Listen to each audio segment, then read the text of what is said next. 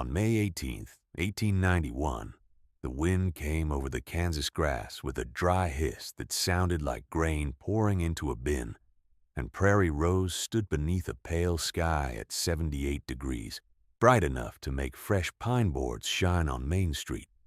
The settlement had been chartered only 9 years and counted 312 souls between the Depot Road and the Church Rise, with false front businesses set broad to impress rail buyers and homestead wagons alike.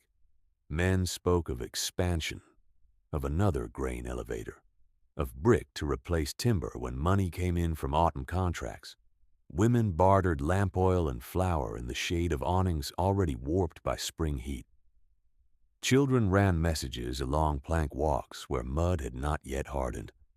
It looked at first glance like a town becoming permanent. Roy Harmon knew better than to trust appearances.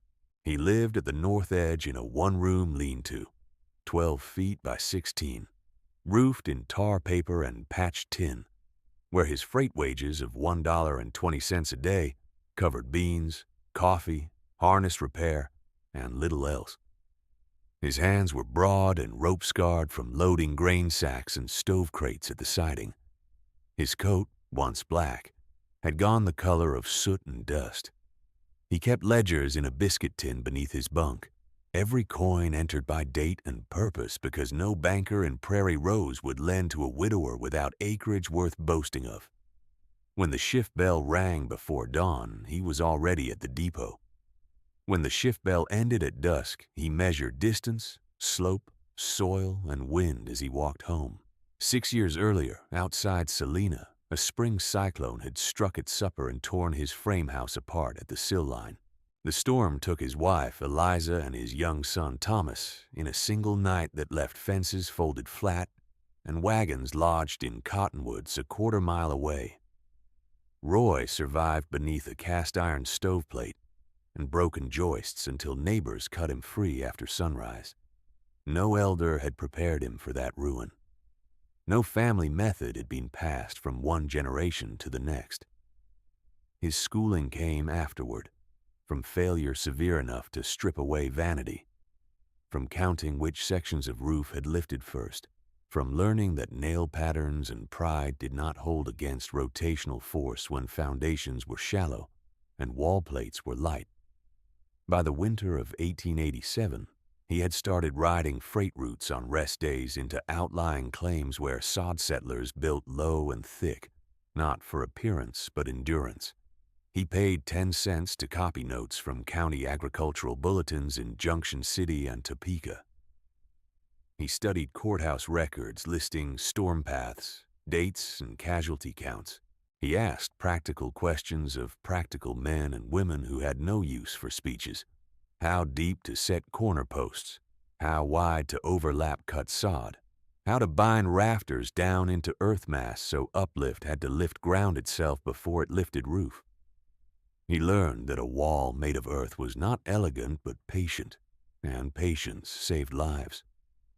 Prairie Rose had little patience for Roy Harmon. Its dominant builder was Silas Pemberton, 41 years old, broad through the chest, always in a clean vest, even at work sites. His beard trimmed with the precision of a banker and his boots polished despite dust streets. Prosperity sat on him like tailored cloth. He held contracts on nearly every porch and church wall in town, extended credit to council families, and measured success in visible height. Taller facades, steeper roofs, wider windows, more imported lumber. He called timber progress and soil poverty. Men who wanted civic standing hired Silas. Men who challenged him found orders delayed, supplies redirected, and reputations thinned in public conversation.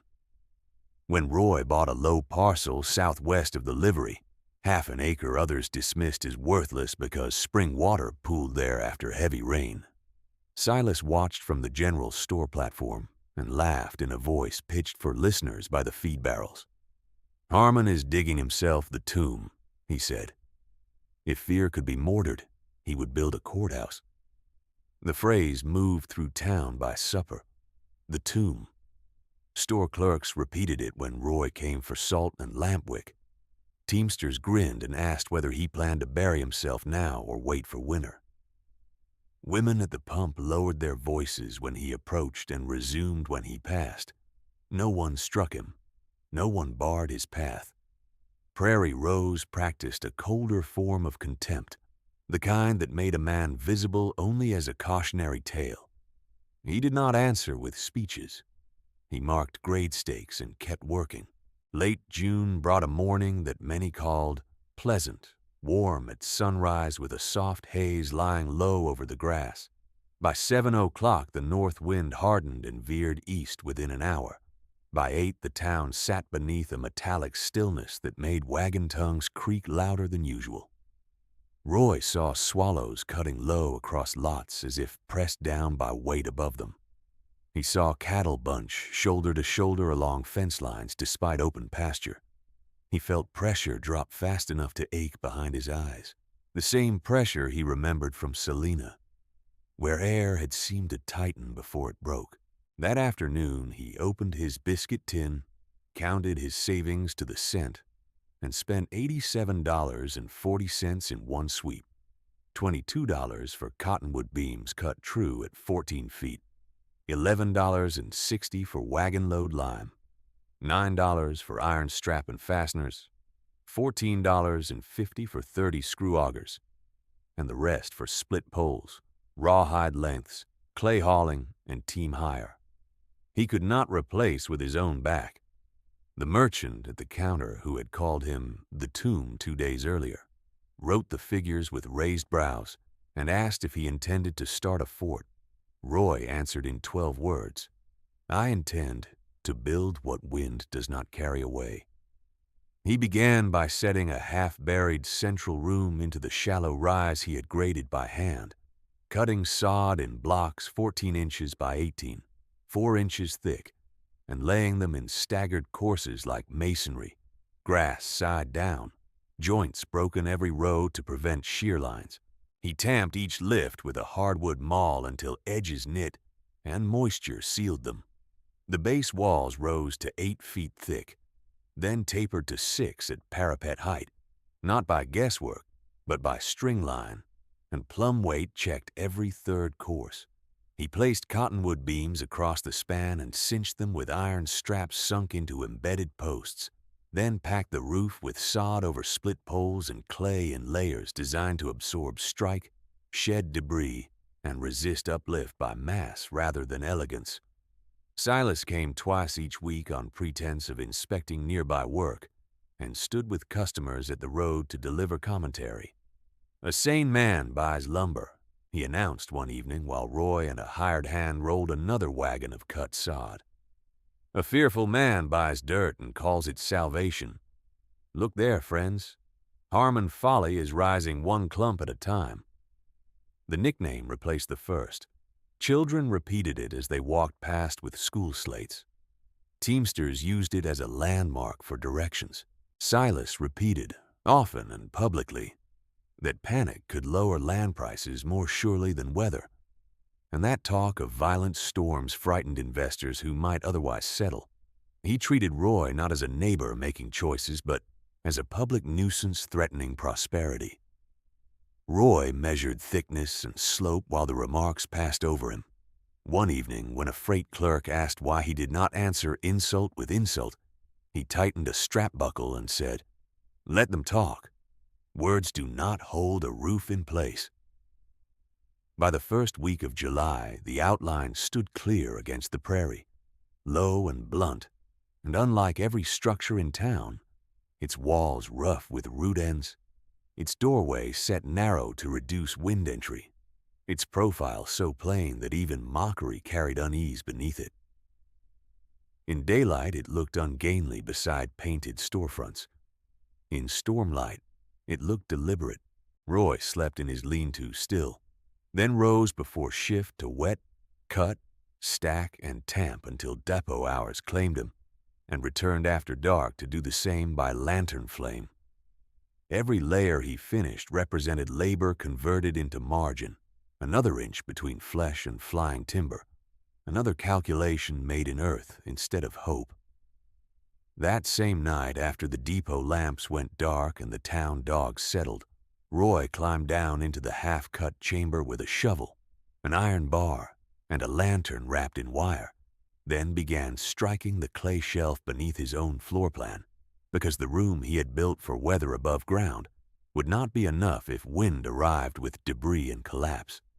He measured depth by a marked hickory pole and worked in lifts of 8 inches so the walls would not slough in one face, throwing spoil into a rope sling and dragging it up plank runners he had greased with tallow to save his shoulders for the next load. The cellar floor reached 5 feet below grade by dawn, and he climbed out caked in red earth, walked to freight shift without breakfast, and loaded barrel stoves until evening with split knuckles and eyes stung from lantern smoke.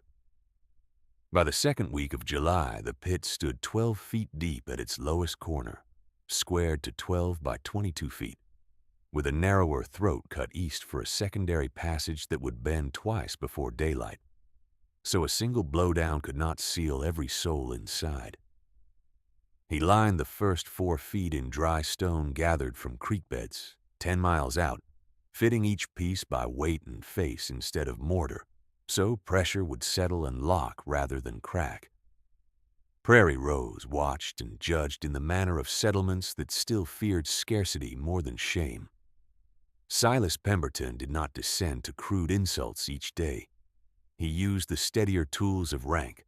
At the council table, he argued that Roy's digging invited panic, that any talk of public refuge diminished confidence among incoming buyers, and that confidence was the only currency a young town possessed in abundance. At the mercantile counter, he instructed the clerk to deny bulk nails on credit, then remarked within easy hearing that men who expected the world to end should pay cash. When Roy asked 3 carpenters whether they would cut and set heavy lintels for day wages, each offered the same answer with different eyes. They had promised their labor elsewhere, and they did not wish to lose winter contracts.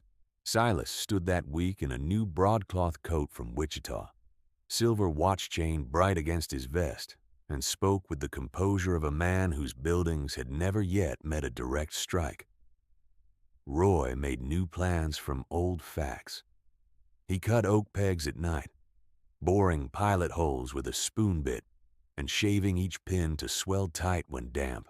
He traded 2 days of loading pay and 1 spare harness buckle to Elias Boone, a retired blacksmith with 1 weak knee, for a run of hand-forged brackets bent from wagon tire iron. He split rawhide thongs in lengths of 6 feet, soaked them, twisted them, then laid them over pared cottonwood members so they would harden as they dried and clamped the timbers into one resisting piece. He set his main lintel with 2 layers of beamstock, each 14 inches deep, separated by plank spacers and bound by iron strap every 20 inches. Weight above would press them together. Wind would have to break both. In late July, he began storing what he could not grow or mill himself. 2 barrels held hard red wheat sealed with waxed cloth and ash. 1 barrel held dried beans sorted against stones and weevils under lantern light after shift. He hung salt pork from cross poles in the coolest corner, each slab wrapped in muslin and pine smoke, then packed sorghum and coarse salt in lidded crocks, sunk halfway into tamped earth to steady temperature. A rain catchment trench fed a settling cistern he had lined in clay and lime wash, then piped by gravity into casks inside the lower room. When full, those casks held near 1,200 gallons, enough for careful ration and washing discipline if streets vanished and pumps filled with wreckage. He entered each measure in his ledger, 60 souls for 4 days at strict allotment, not comfort, with 1 ladle per turn and boiled water only. The mockery changed shape as the structure changed purpose. Children now stopped at the ditch edge and chanted Harmon Folly and sing-song rhythm before running off when Roy lifted his head. Teamsters took to wagering whether the mound would melt in autumn rain. A seamstress told another at the pump that fear had made Roy forget how to live among neighbors. Yet wagoners coming off the southern track began asking practical questions when no audience crowded near. How many could fit below if wagons overturned near the depot? Which path avoided the schoolhouse corner where carts bottlenecked at market hour? Whether a horse could be tied at the outer trench without blocking the gate?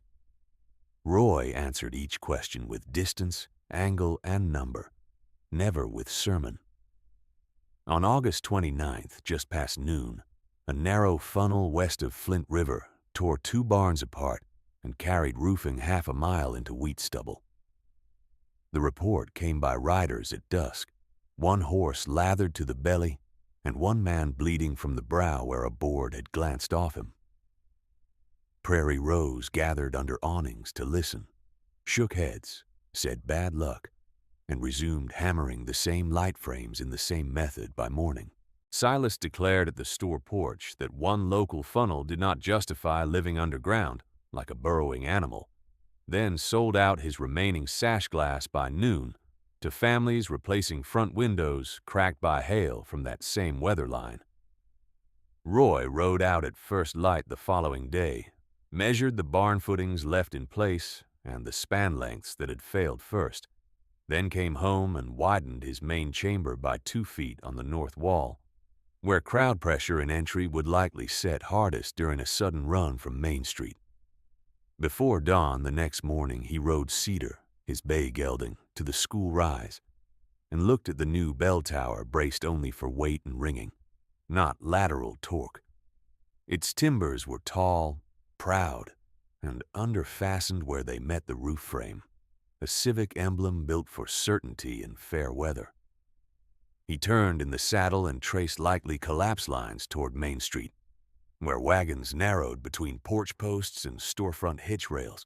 3 days later, he cut his planned sleeping alcove from the design entirely. That choice was visible in lumber and chalk. He pulled up the narrow cot platform he had framed for himself and relaid the space as stepped benching, 3 levels deep, with the highest tier against the far wall for elders who could not stand long and mothers holding infants above floor draft. He marked lane lines in white chalk at 1-foot intervals from doorway to rear bend, so arrivals could move in rows and be counted without crush. He widened the outer door to 36 inches clear, then added a second inner door set offset by 5 feet. So if one panel jammed under pressure, the other still opened into shelter. He fashioned a hand-crank vent stack from stovepipe and baffled elbows, capping the top with slatted guard boards angled downwind, and tested draw with lamp smoke until the flame burned steady with all doors shut. On the 4th of September, he nailed a plain cottonwood board beside the gate and painted words in lamp black, thick enough to read through dust. Storm shelter, enter without asking. Silas laughed when he saw it. He stood with 2 merchants and tapped the sign with his cane, as though it were a theatrical poster. "You see what comes of indulgence," he said. "A private fear now dressed as public duty. If weather ruled settlement, none of us would have left the river towns." Roy drove 2 nails into the lower hinge plate and rose slowly, face streaked with clay. "If weather did not rule settlement," he said, "there would be no graves on the prairie." Silas held his gaze, then gave a short nod that did not concede and did not dismiss. That evening after sunset, he sent a laborer from his hotel yard with a tape line and instructions to pace the doorway, count bench length, and report whether a grown man could pass in a crowd without turning sideways. The laborer did as told, wrote numbers on scrap paper, and returned by lantern light. Silas read the figures alone at his office desk and folded them into his vest pocket before morning. By the 2nd week of September, signs accumulated that Roy did not ignore. Swallows flew low and restless before noon, then vanished altogether near dusk. Ant hills along the south road rose with fresh skirts of packed grit, as if built in haste. 2 strings of geese crossed earlier than usual, high and hard east despite heat still lingering at 84 by afternoon. Roy checked barometer scratch marks on his wallboard and found pressure dropping in uneven steps over 3 days, Not smooth, not seasonal. The kind of descent that made old injuries ache. He spent that night running rope lines from the shelter gate to 3 fixed points that would remain if sheaths lifted. The stone trough behind Boone's smithy, the buried axle post near the depot ditch, and the east fence corner of the church lot where ground lay slightly higher. He knotted loops every 6 feet so hands could find purchase in dust or dark. He cut spare lengths and coiled them in a dry crate by the door. He stacked lanterns, flint, tallow rags, and 2 pry bars beside the inner bench. He placed his ledger and a carpenter pencil at the entry shelf, because order would matter if panic came first. At dawn, he checked each knot again. Prairie Rose woke on September 14th, 1891 to still heat that reached 92 by late afternoon and a light so bright it flattened distance. And by 4:30 the western horizon carried a dark shelf cloud, rising in layers like iron laid upon iron while thunder moved beneath it without rain. Roy stood at his gate, felt the wind drop out entirely, and watched dust along Main Street settle straight down as if pressed by an unseen hand. Then hail struck the first roof in hard white bursts, and every horse in earshot began to pull at its tie. Then Roy moved, because preparation had always been motion measured ahead of panic. He swung the outer gate wide and dropped the crossbar into its iron cradle so it could not slam shut in a gust, set 2 lanterns on opposite shelves to keep shadows from blinding arrivals, and cranked the vent handle 20 turns until the baffle stack began to draw. Hail rang on the sod roof in a hard, fast drum, but the chamber below held a steady cool near 56 degrees, unchanged by the heat outside. He checked the chalk lanes with one sweep of his hand, reset the ledger on the entry plank, and tied Cedar's lead to the first rope line at the gate. The bay gelding planted its hooves and lowered its head against the windless pressure that came before violent air. Main Street did not answer as one body. It split along habit and pride. Several storekeepers shouted for shutters and cellar doors. Others called it only a hail squall and dragged rugs from window fronts to save goods from glass. At the hotel porch, Silas Pemberton stood in shirt sleeves with his coat over one arm and ordered his men to bring families inside the dining room, saying thick beams and proper carpentry would outlast any prairie tantrum. 3 boys ran past him toward Roy's parcel and were called back by their uncle, who seized one by the collar and pointed toward the church basement. The bell in the school tower began to ring in short, uneven pulls, not for service but warning, and each strike came flatter as wind shifted around the belfry. Roy began the work that he had rehearsed in solitude for months and never announced as heroics. He clipped a coil of 1/2-inch manila line to his belt, looped spare rope over Cedar's saddle horn, and rode the first route to Boone's smithy, where 2 wagon teams had already tangled traces in fright. He cut one strap free, passed the lead rope into a woman's hands, and gave instructions that were all number and direction. Follow knots, 1 hand each loop. Keep left at the second stake. Do not run when you reach the gate. She nodded once and moved. 4 children in tow, the youngest carried high against hailstones that struck like thrown gravel. Roy turned back at once, because one guided group meant little if the street remained full. Within 7 minutes, the western light changed from bright gray to green-black, and that color settled under every awning like bruised copper. The warning signs were no longer subtle to trained eyes. Dust that had lain flat now lifted in narrow spirals at ground level and raced east, while cloud mass above moved northeast, crossed currents that marked organized rotation. Rain curtains formed south of town and were cut apart before reaching the first houses. A low inflow wind began to pull hats, paper, and loose boards toward the southwest, toward the dark base where no rain was falling. Roy saw swifts vanish from the eaves and chickens press under wagons with wings spread low. Then he heard the deepening tone that storm veterans described with different words and recognized in the same instant. Not thunder, not wheels, but sustained force gathering. The shelter filled by counted increments, exactly as the chalk lines had been set to manage. Nora Bell, the schoolteacher, arrived first from the school rise with 11 pupils, skirts and jackets soaked through from hail melt, face cut by flying grit, yet voice still firm enough to keep the children in pairs.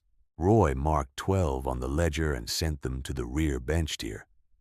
Elias Boone came second with his daughter Lena and 2 apprentices from the forge, carrying a crate of bandage cloth and 1 kettle.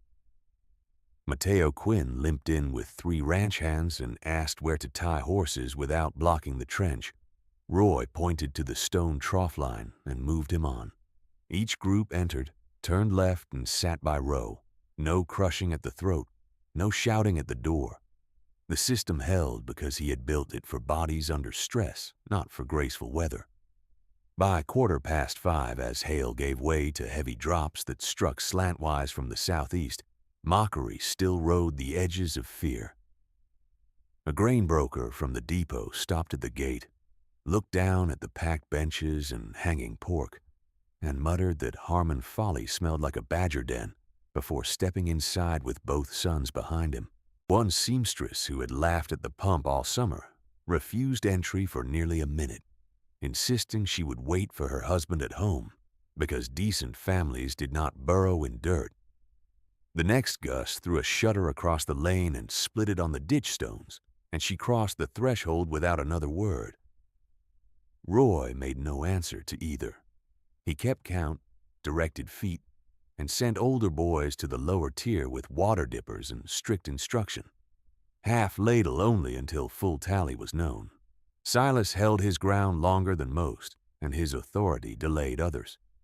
From the hotel steps he called to travelers and boarders that the second-floor hall had stronger framing than any sod mound, and that panic would kill faster than wind. 2 of his carpenters echoed him, waving families under the porch roof. Yet when the first full gust front arrived, it struck from 3 angles in less than 30 seconds, lifting dust and rain in crossing sheets that made the street disappear between one blink and the next. The hotel signboard tore free, hit a hitch rail and spun into the feedlot. A section of porch fascia peeled back and exposed joist tails that had never been strapped to the wall plate. Silas saw the nails flex in green timber and looked toward Roy's gate. He did not call out.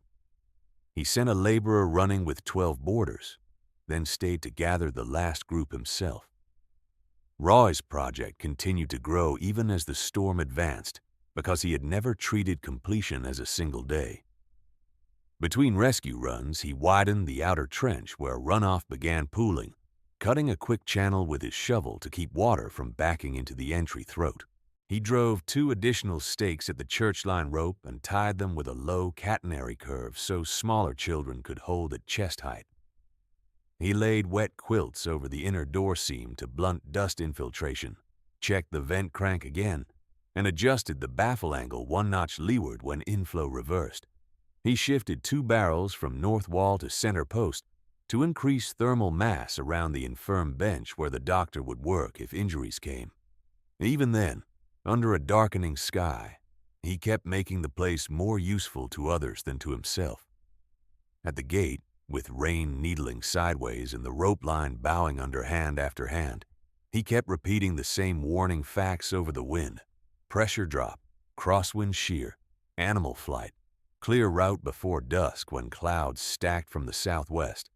Households that had dismissed him now came silent, knuckles white on knots 6 feet apart, following his marks exactly. One councilman, hatless and mud-splashed, shouted that official warning had come too late, and then went quiet when Roy pointed him left toward open bench space. Another man muttered that panic would ruin trade before any storm could. The old merchant logic stripped down to fear as boards started lifting off nearby sheds. Roy answered him the way he had answered all season, voice flat and practical. Confidence did not anchor rafters. No one laughed at the line now. They bent, moved, and entered. Now, with the sky lowered into a single rotating wall, those same households came by rope line in silence, heads bent, one hand gripping knots exactly 6 feet apart as he had set them.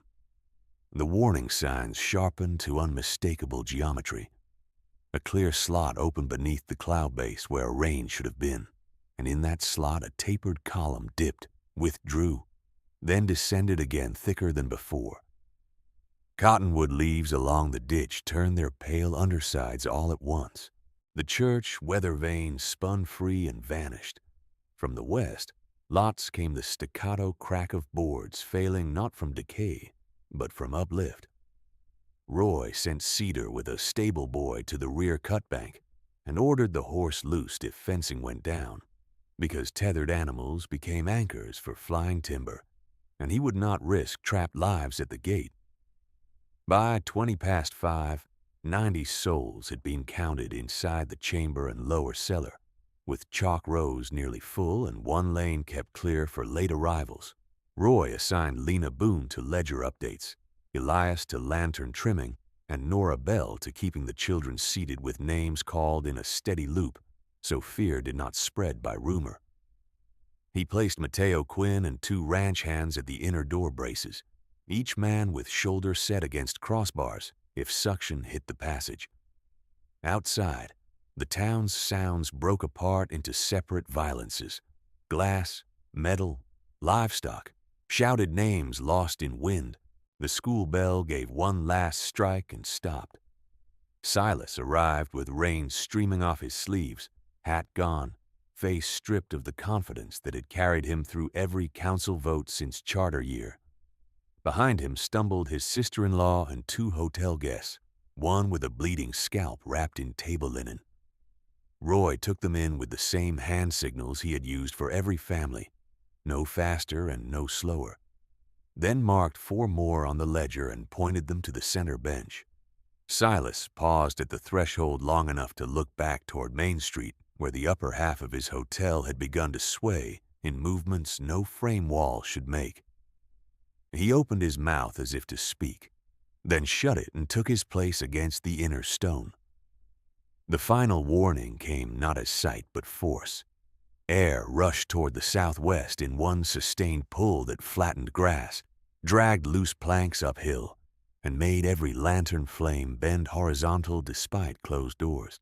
Roy dropped the last bar into place, wrapped his left hand through the rope fixed to the center post, and gave the chamber one command in a voice that carried through earth and fear alike.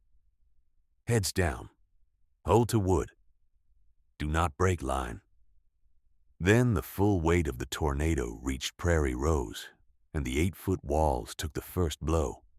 The impact came as a single shove that seemed to lift the ground and strike it back down. Earth shuddered through the floor timbers. The vent stack screamed once as debris skimmed across the cap, then settled into a hard, pulsing draw. Above them, hail and timber fragments hammered the sod roof in bursts that merged into one continuous roar, and the chamber darkened when dust forced itself through the outer passage, despite quilts and double doors. Roy held the center rope and counted under his breath, not from fear but from habit, because timing told him whether they were under the core circulation or the outer flank. At 5:23, the first violent rotation crossed the west lots. By 5:25, the pressure drop deepened so sharply that 2 children cried out and clapped hands over their ears. Elias Boone shouted for everyone to swallow and breathe through cloth. Nora Bell moved bench to bench with the ledger names, voice steady, calling each child and receiving each answer in turn. The walls did not flex. The walls listened and held. Outside, Prairie Rose came apart by layers. The false fronts on Main Street failed first. Broad, decorative facades peeled from roof lines and carried east like cards stripped from a deck. The depot windows had already shattered under hail, and now the freight platform roof lifted whole from its corner posts, turned once in the air, and vanished behind the grain wagons. The church lost shingles in a bright spinning sheet. Then the north wall gave way where mortar had never fully cured after summer heat. The new school bell tower swayed, paused, and folded into the school roof exactly along the unbraced joint Roy had measured, driving beams through classrooms that had been full less than an hour earlier.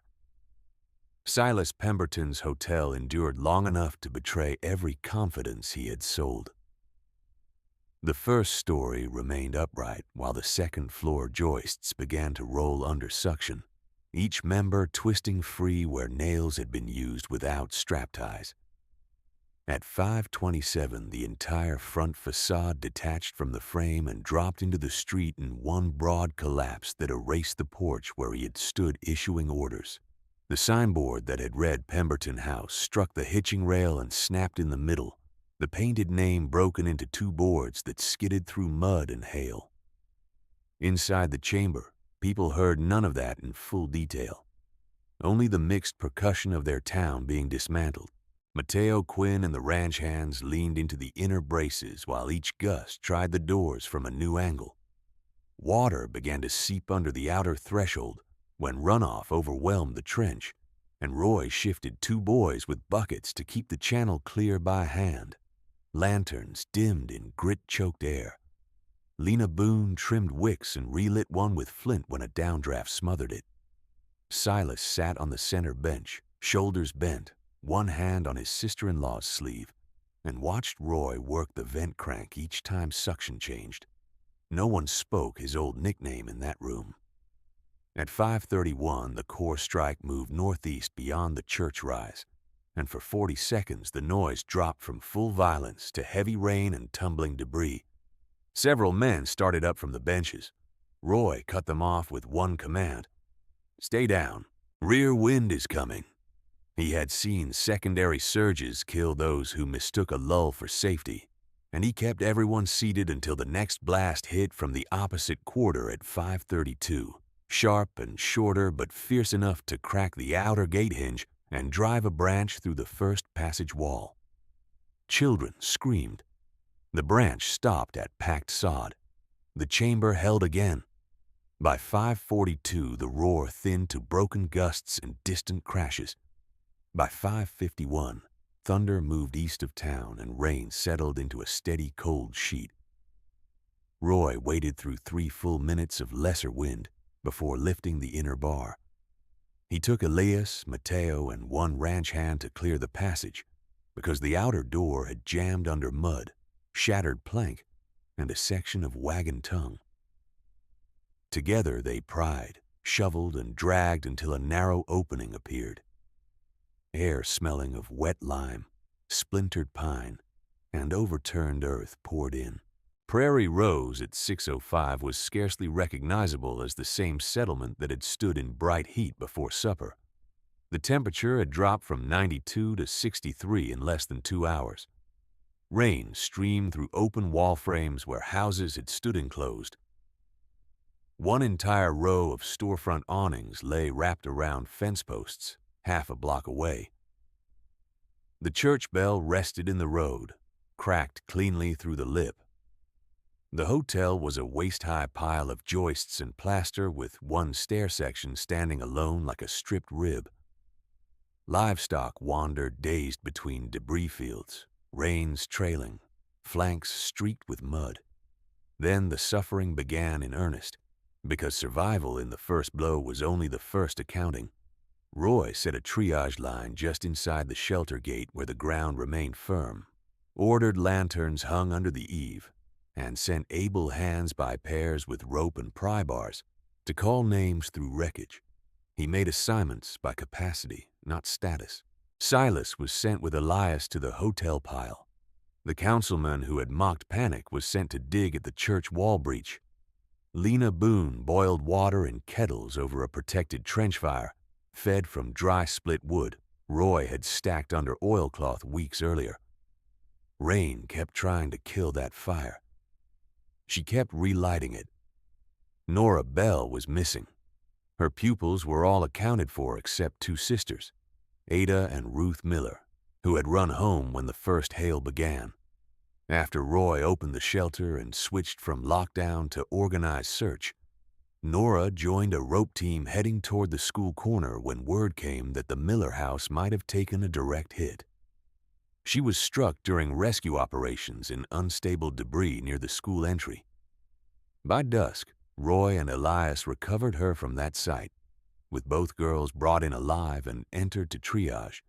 The sisters were later recorded with injuries, but expected to recover. Nora Bell did not survive. Mateo Quinn survived the chamber and went back out at once to secure loose teams that were trampling through wreckage and tangling in wire. He tied 3 horses to the stone trough behind Boone's smithy, exactly where Roy had anchored a rope line that morning, then crossed toward the depot to cut a 4th animal loose from a broken trace. A flying plank struck him at the edge of the freight lot.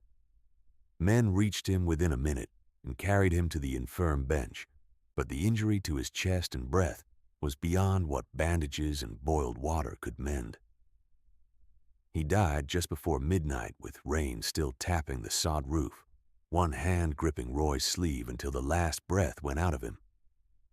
Near dawn, when the storm had fully passed and the temperature fell to 49, the medical ledger was updated after triage. Clara Boone, an infant, did not survive storm-related complications, despite sustained treatment efforts through the night.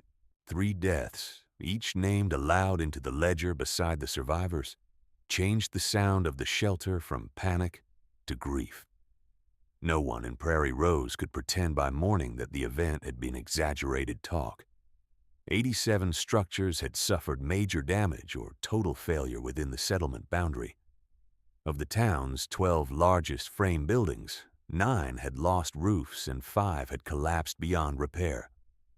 Roy's sod refuge stood with gouges, 1 cracked hinge, and a scarred outer wall where debris had struck, but the chambers remained dry enough to sleep and strong enough to hold another blow if one came. Contrast became fact, not argument. Help came to Roy now from those who had denied he would ever be needed, and the asking was plain.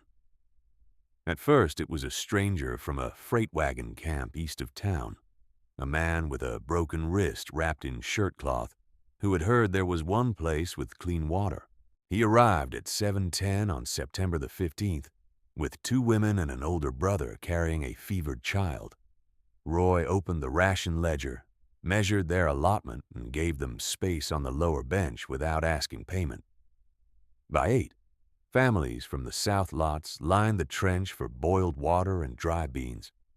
By 9, Silas Pemberton stood at the gate, mud to his knees, coat torn at one shoulder, and asked in a voice stripped of public authority whether Roy would help recover bodies from the hotel ruin before heat and rain made identification harder.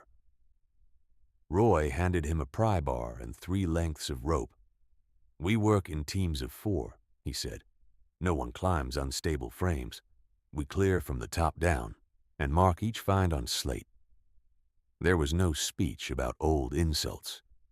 There was no pause designed to make a lesson. He stepped into the rain beside Silas and started at the north side, where joists had pancaked over the dining room. Through that day and the next, help was sought and given in widening circles. A boy from the church lot begged for boards to make splints. Roy sent him to Elias, and then carried 2 braces himself. A ranch wife asked whether she could draw extra water for washing her husband's wounds. Roy approved it and cut his own portion to keep the barrel count balanced.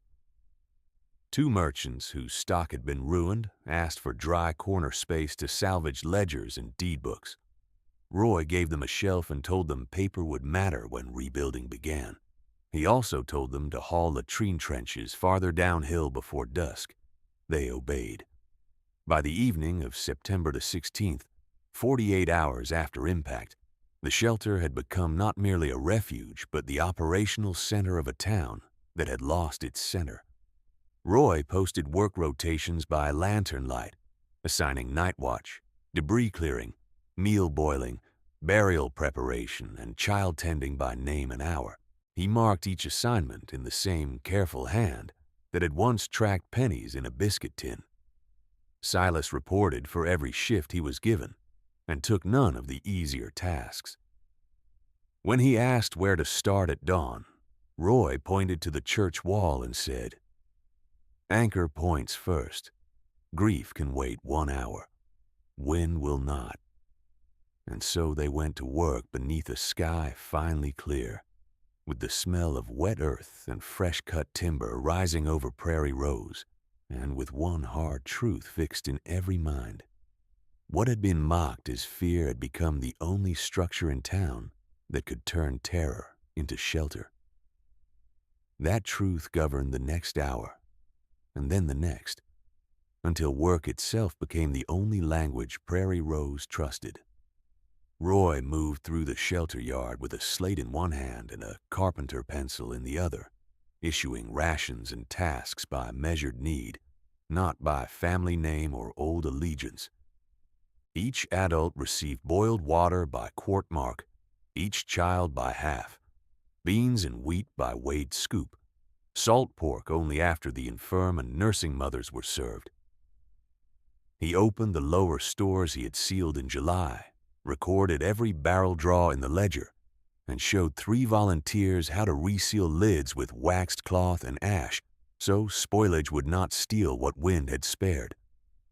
By the morning of September the 17th, 71 souls were eating from provisions once mocked as hoarding, and men who had spent hundreds of dollars on painted lumber stood in line beside laborers whose homes had been sod from the beginning. He taught while he fed. He showed how trench latrines must run downhill from water lines by at least 40 paces, how wet debris had to be sorted at once into burnable, salvageable, and dangerous piles, how temporary wall banking with earth and wagon canvas could cut nighttime heat loss by half even in broken houses.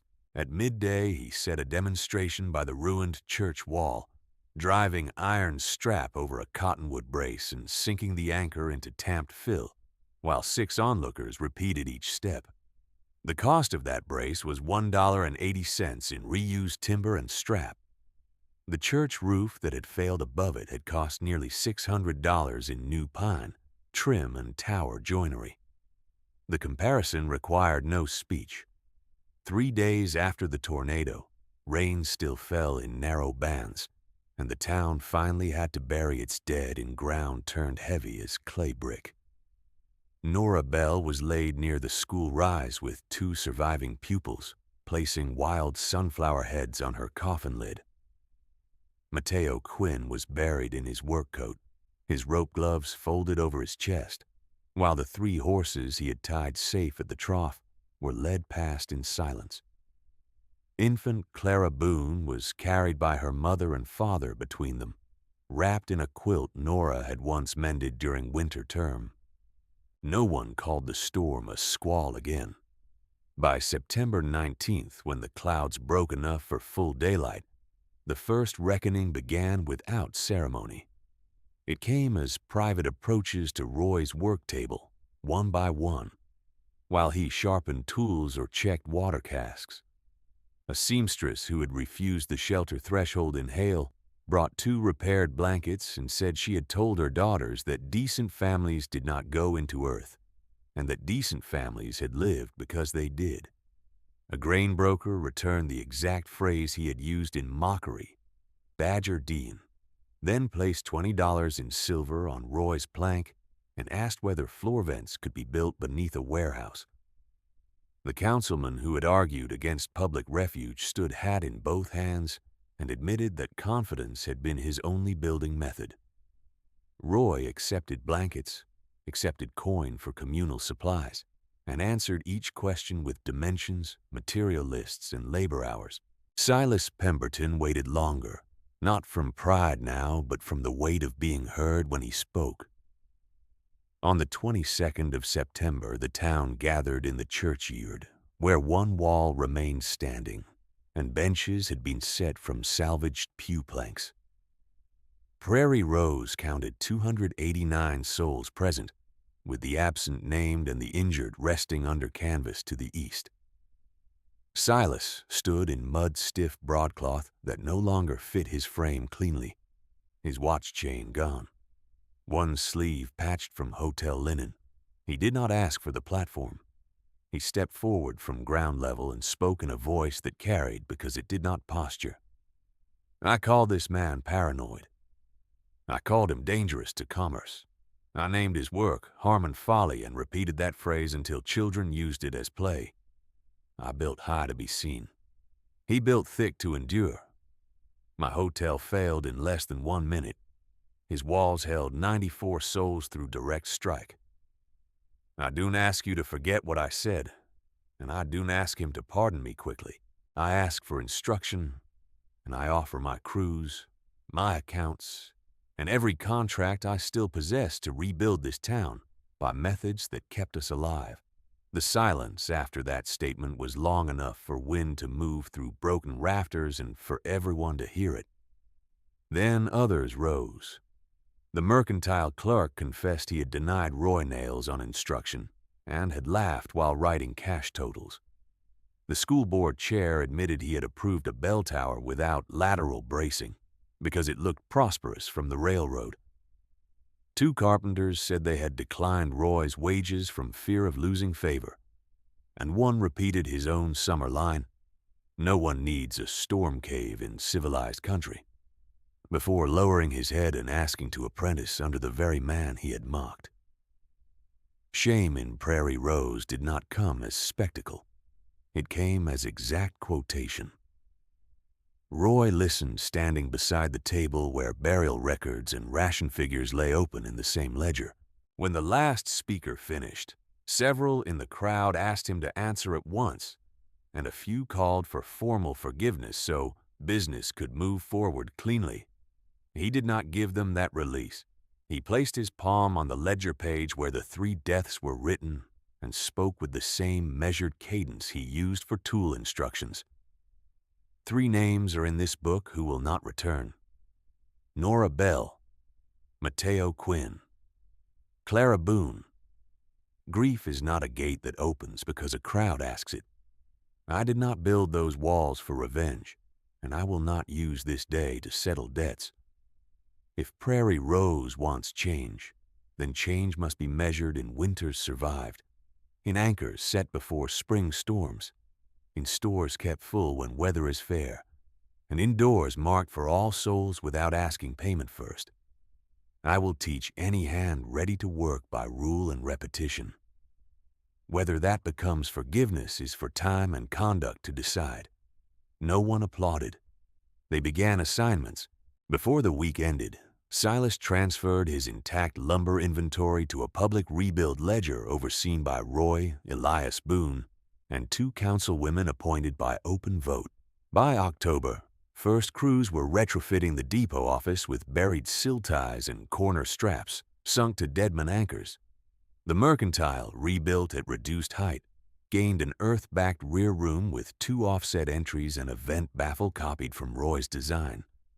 The school site was moved 30 yards east to firmer ground, and the new bell frame was built low, cross-braced and tied into masonry piers. Children still rang it, but now the town had no appetite for ornamental risk. In November, when the first hard freeze arrived at 18 degrees, Roy sent copies of his storm ledger, damage map, and construction notes to the county seat by freight packet, along with sworn statements from Silas and the school board on failure points in unstrapped frame construction. The county clerk acknowledged receipt in December and entered the packet into territorial agricultural proceedings. 2 surveyors visited in March 1892 to inspect the Harmon Refuge and left with measured drawings of wallpaper, door offset, and vent turns. Physical evidence that began as one widower's precaution entered public record and traveled farther than gossip ever had. Years altered Prairie Rose in visible increments. By the second week of September 1893, every new permit inside town limits required 1 reinforced earth room or below-grade cellar with dual egress. In 1896, the church was rebuilt in limestone and sod backing. with a plaque naming Nora Bell, Mateo Quinn, and Clara Boone, not as symbols of ruin, but as the cost of learning late. In 1899, Silas sold the remaining interest in speculative lots and took charge of retrofit crews under Roy's specifications across 3 neighboring settlements, where he introduced himself not as master builder, but as a man corrected by wind. The phrase "built Harmon thick" entered local speech first as technical shorthand, then as praise. By 1903, Prairie Rose counted 427 souls, and each household kept a storm barrel list posted near the hearth by ordinance and habit alike. Roy never held office. He kept freight work part-time, taught construction evenings without fee, and required every student to train 2 others before claiming competence. When drought years came, those same storage routines helped ration water and grain without panic. Preparation proved transferable. Decades pass, rail maps change, storefront names fade and are painted again. Children who survived the 1891 strike become grandparents who point to earth-banked walls and explain why doors are offset and anchors buried deep. The original refuge still stands on the southwest parcel, grass grown over its broad shoulders, outer wall scarred where timber struck, interior benches worn smooth by use. The board beside the gate is replaced twice, but the words remain the same. Storm shelter, enter without asking. Travelers who stop at Prairie Rose in late summer still walk out to those 8-foot walls. They place a hand on packed sod and feel, even in heat, the steady cool held inside. They read the county marker set there in 1924, paid jointly by town subscription and Silas Pemberton's final bequest, and they learned that wisdom on the frontier was not always inherited from elders or printed in manuals. Sometimes it was learned under wreckage, paid for in grief and proven by labor, repeated until mockery ran out of arguments. In that way, Roy Harmon's legacy endured not as a monument to fear, but as a civic discipline. Measure honestly, build for the worst day, and keep the door open when it comes. The afternoon those travelers stood with palms against the packed sod, Roy Harmon was near the gate mending the 3rd board sign, drawing each letter in lamp black with a brush made from horsehair and twine. His beard had gone nearly white, but his hands still moved with the same freight yard economy that had once counted pennies and rope knots. Lena Boone, now gray at the temples and steady as her father had been, guided the visitors through the offset door and pointed out what still remained from the day of ruin. The vent crank with its worn wooden handle, the chalk grooves cut into the floor where rows had formed, and the ledger shelf scarred by boots and rainwater. She lifted a wrapped bundle from a dry niche and unfolded oilcloth to reveal the original storm ledger. The page for September 14th, 1891 remained legible. 94 souls entered before impact, then additions by lantern after the strike. 3 names were written lower on the page in darker pencil because Roy had pressed harder that night than at any other time in his life. No one in the chamber spoke while those names were read. A wagon rattled up from Main Street before the visitors had climbed out again, and young Deputy Clerk Harlan Pike stepped down with a tin dispatch box under his arm. He had ridden from the county seat by relay team, coat still dusted white from the road chalk. "The certified copies are here," he said, handing the box to Roy. "The 1891 packet, the 1892 survey drawings, and the retrofit ordinances through 1908. The clerk asked that they be placed in town custody before sundown." Roy opened the box on the bench platform and checked each document by title and seal. The sworn statements from Silas Pemberton and the school board were there, along with the measured cross-section of wallpaper and the failure map of Old Main Street. He nodded once, then passed the papers to Lena. "Second shelf, dry wrap," he said. "Public record stays where any hand can read it." By the last Thursday of May 1924, heat returned sharp and early, and the old warning pattern assembled itself over Prairie Rose with disquieting precision. Swallows dropped low over the ditch lines at noon. Cattle drifted tight to lee fences, though pasture stood open. The west horizon darkened not with rain curtains, but with layered cloud and a clear slot beneath. No one called it superstition now.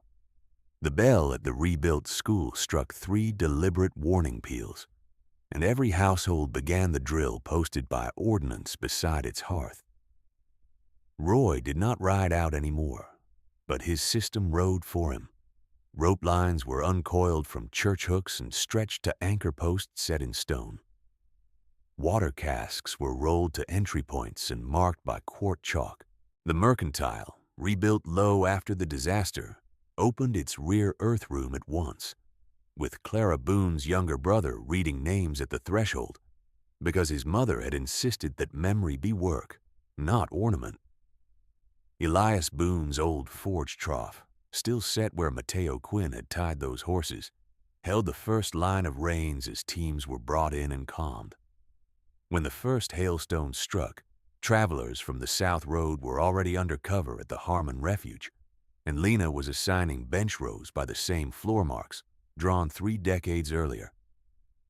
Roy stood by the inner door and watched the count rise.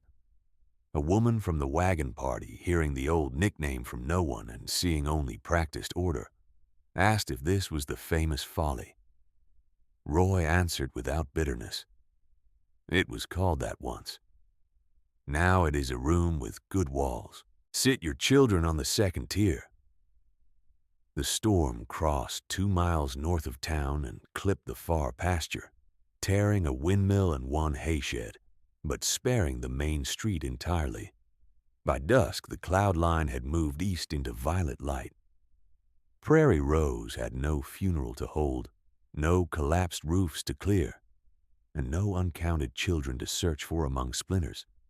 The contrast was visible enough to silence even those born long after 1891. That evening, with the air washed clean and cool at 61 degrees, the town gathered in the churchyard for the marker dedication that had been scheduled before the warning peals. The stone stood on a timber cradle draped in plain canvas, paid by public subscription and the final bequest of Silas Pemberton, dead these 2 years and buried on the hill above his former hotel lot. Harlan Pike read the bequest letter aloud by lantern light because Silas had asked that no sentence be softened. I delayed my admission until weather removed the shelter of pride. At the threshold in 1891, I looked back at my own building failing and intended to say, Roy, I was wrong. I did not speak. I stepped inside and let him work. This marker is not payment because no payment equals 94 lives held. It is record. Let no builder in this town ever mistake appearance for strength again. The old laborer who had measured Roy's doorway in secret stood next, hat turning in his hands. He gave his name clearly, Amos Tilley, and confessed what many had guessed for years. I paced that door for Silas the night he mocked it. I brought him the number. I said nothing to Roy because I like my wage better than my courage. That measure stayed in my pocket while children sang Harmon Folly in the road. I have carried that shame long enough. I speak it now where all can hear. Others followed, not with theatrical weeping but with exact memory. The clerk who had denied nails on credit, the seamstress who had refused the threshold for 1 fatal minute, the broker who had called Earth Shelter an animal den. Each quoted their own words and set them down like tools returned after misuse. When the last confession ended, several souls turned toward Roy expecting absolution shaped as ceremony. He rose slowly from the bench, leaning on the ash cane Elias had made before his death, and rested that cane against the marker stone. You have spoken plain, he said. Plain speech is useful. It is not sufficient. Nora Bell is still dead. Mateo Quinn is still dead. Clara Boone is still dead. The wind does not bargain with regret, and neither does earthwork. If you ask what I offer tonight, I offer the same thing I offered in rain and wreckage: instruction, ledger discipline, and open doors. Forgiveness is not a receipt stamped once and filed away. It is what your hands prove each season before stormlight. No applause followed. The town accepted the terms because they had lived long enough to know their weight. Canvas was pulled from the marker. The inscription, cut deep, read, "Build for the worst day. Enter without asking. Teach the next hand." After the crowd thinned, Lena and Harlan carried the dispatch box documents into the refuge and shelved them beside the original ledger, each wrapped in oilcloth and labeled by year.